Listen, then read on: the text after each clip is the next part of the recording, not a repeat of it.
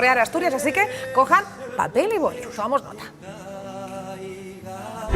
El Consejo Regulador de la Denominación de Origen Protegida Gamoneu les ofrece la agenda.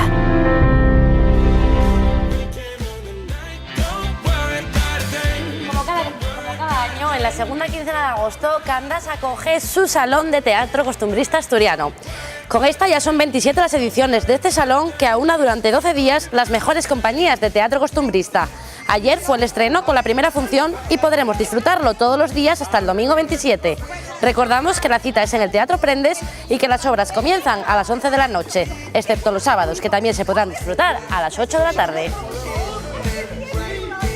Y los amantes de la huerta están de enhorabuena porque llega el certamen de la huerta a Llanes, en concreto a Posada de Llanes. Lo hace el 19 y 20 de agosto. Y bueno, encontramos carne ecológica, quesos de todos los tipos y muchos productos típicos asturianos, maquinaria agrícola, productos agroalimentarios y un montón de exhibiciones artesanales y talleres que van a hacer las delicias de sus visitantes.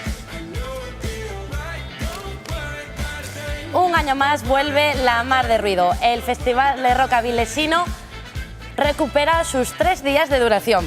Serán los próximos 18, 19 y 20 de agosto en el Parque del Muelle y contará entre sus invitados con artistas de la talla de Mikel Erenchun y Siniestro Total. Recordamos que La Mar de Ruido es un festival completamente gratuito.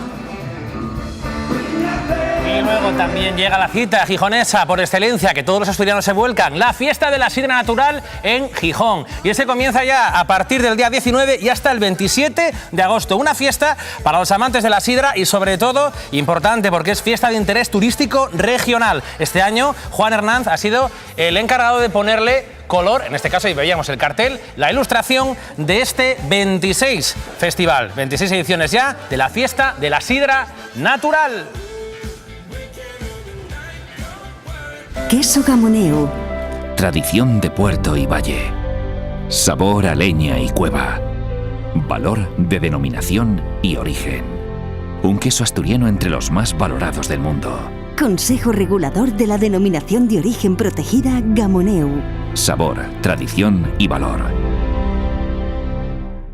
Bueno, que estaba yo aquí apuntando los planes de la agenda. Gracias, Leticia, Alex.